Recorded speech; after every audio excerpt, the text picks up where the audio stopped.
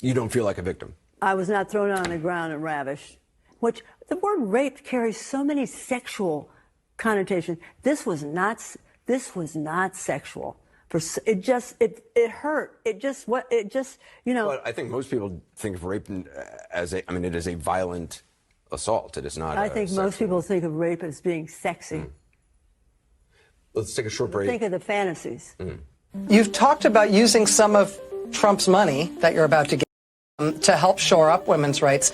Do you know what that might be, what that might look like? Yes, Rachel. Yes. Tell me. I had such great ideas for all the good I'm going to do with this money.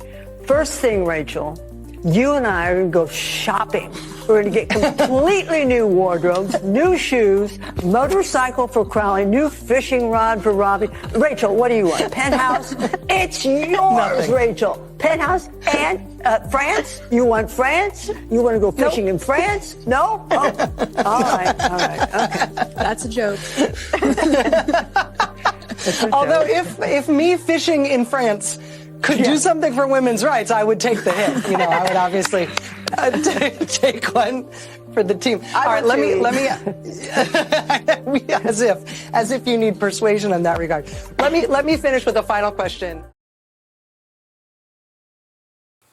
Well, let's bring in the chairman of O'Leary Ventures, Shark Tank Judge Kevin O'Leary. Kevin, so good to see you this evening. I mean, let me just jump right in here. Last time you and I spoke about the possibility of what the fine could be in this case. We now know what it is. It's more than $350 million. That's a huge financial hit. And I'm wondering, where is he going to get this money? Actually, it's closer to $500 million with a 9% interest, assuming it'll take 18 to 2 years to actually settle this in an appeal, which I think it should be appealed. He'll work hard to raise it. I think he can do it. But I don't think this case is about Trump anymore at all, because you heard the governor of New York come out yesterday and say, look, everybody, don't be scared about doing business in New York. Because the only people we prosecute are people like Donald Trump who don't behave well. That didn't go over very well with the investment community, because we're all asking each other, who's next? This was a victimless crime. Nobody lost any money.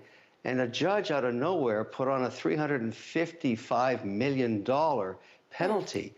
I mean, who's next? So if you think Kevin, about before I don't want to cut you off, but I hear about the so-called victimless crimes, but the laws on the books, falsification of business records in second degree, issuing false financial statements, insurance fraud, conspiracy, and all these different aspects of it, those are actual crimes. I take it your point is that these should not have been prosecuted? Well, my point is there's never been a case like this in 75 years. Everything you just listed off is done by every real estate developer everywhere on earth in every city. This has never, ever been prosecuted. But here's the real point that people in New York should concern themselves with.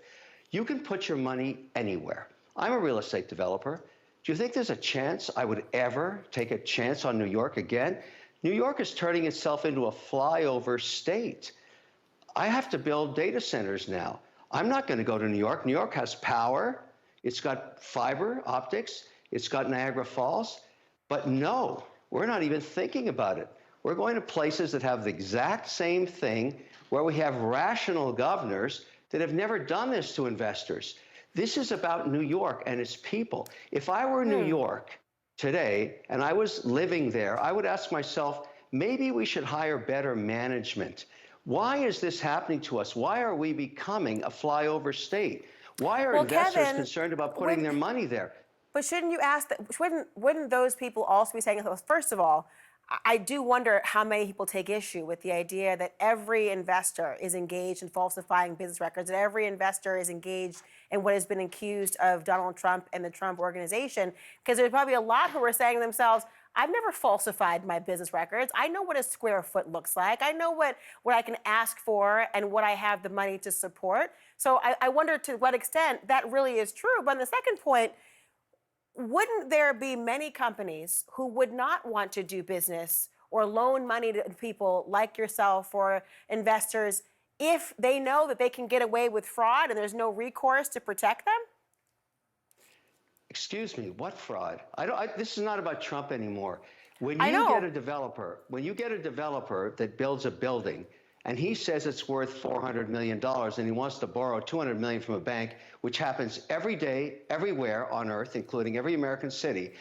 Every developer is an entrepreneur. They shine the light on their building and they say it's worth 400. The bank does its own due diligence, as was done in this case, because they're very good at it. The banks are very good, and they say, no, it's worth 300. We're only going to loan you 150 million.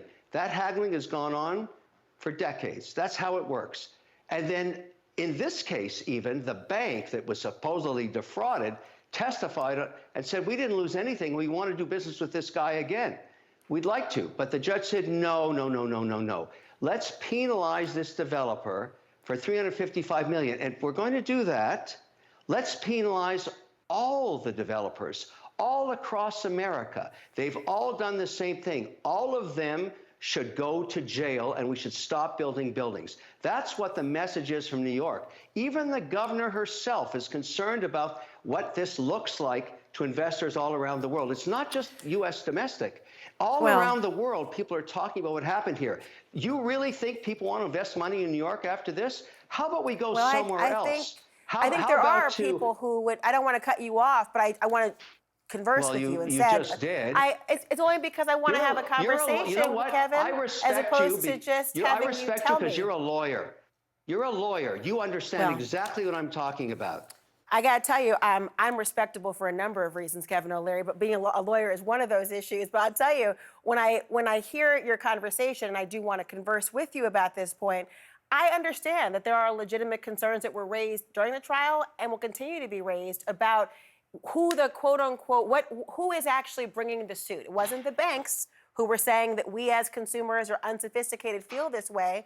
But Letitia James, the Attorney General, and I know you want to expand beyond Trump, has suggested, well, it's about making the playing field level for those who are not the major and billionaire investors, but for those who are supposed to put business records out there, want to get a loan, the idea of making sure that they have to have the same true statements included as those who have a lot more money. Is there any weight to that for you?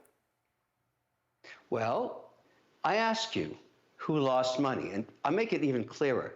You and I, we're developing a data center together. And I say to you, we can go to New York, where this just happened. It's your money now. You're now an investor, and you're taking risk. You're an entrepreneur with me, right beside me. We're together on the deal. Or I can show you Oklahoma, North Dakota, West Virginia, where the governors actually ran businesses. Let's go there, where this never happened before. They have power. They have permits.